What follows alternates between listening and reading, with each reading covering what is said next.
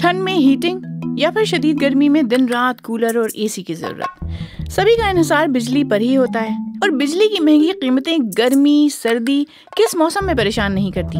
लेकिन अगर आप चंद बातों का ख्याल रखें तो यकीन मानिए बिजली का बिल कम भी किया जा सकता है। बस इन 7 बातों का खास ख्याल रखिए जो हम आपको बताने जा रहे हैं।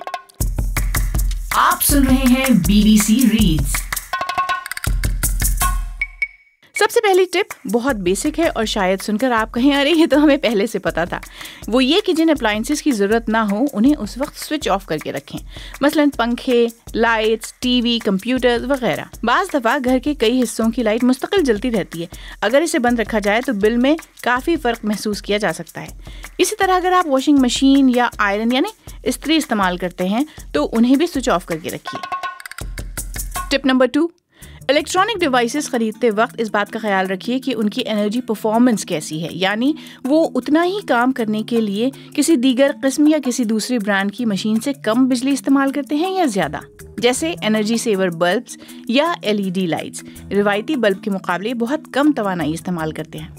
जहाँ एक रिवायती लैंप 100 वॉट का इस्तेमाल करता है, एक एनर्जी सेवर लैंप सिर्फ 25 वॉट ही खर्च करता है, यानी बल्ब पर खर्च होने वाली बिजली की कीमत ही इस तरह चौथाई रह जाती है। ये बात बिल्कुल सच है कि ऐसे लैंप्स बाजार में थोड़े ज़्यादा महंगे होते हैं लेकिन ज़्यादा दिनों तक चलते भी तो हैं और इनसे बिजली का बिल भी काफ़ी कम आता है। इसी तरह अगर हम इन्वर्टर पर मुबनी रेफ्रिजरेटर, AC और वॉशिंग मशीन इस्तेमाल करते हैं तो बिजली का बिल 2/3 तक कम हो सकता है। तीसरी टिप ये कि अगर AC का मुहतात तरीके से इस्तेमाल किया जाए तो बिजली का बिल कम करना मुमकिन है। AC का दर्जा हरारत हमेशा 25 डिग्री सेल्सियस या उससे कम पर रखें। जब ये मुनासिब सतह पर ठंडा हो जाए तो आप इसे बंद करने के बाद पंखे का इस्तेमाल कर सकते हैं।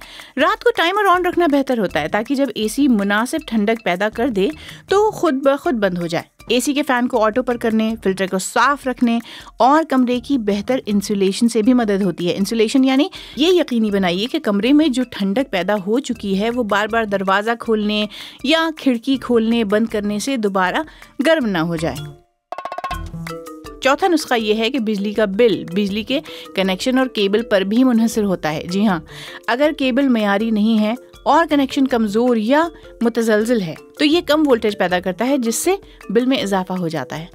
अगर कसीरुल मंजिला इमारत का सब स्टेशन पुराना है तो उससे भी बिल ज़्यादा आ सकता है। इन आलात का साल में कम से कम एक बार जायज़ा लिया जाना चाहिए। और जानते हैं, घर में AC और फ्रिज के फिल्टर्स की बाकायदगी से सफाई से बिजली की खपत में कमी आ सकती है।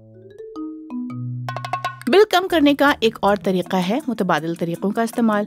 मिसाल के तौर पर घर में खाना पकाते या गर्म करते वक्त आप पूरे माइक्रोवेव और ओवन को इस्तेमाल करने के बजाय सिर्फ ओवन का इस्तेमाल कर सकते हैं। जमे हुए खाने को माइक्रोवेव या ओवन में गर्म करने से पहले पानी में डिफ्रॉस्ट किया जा सकता है।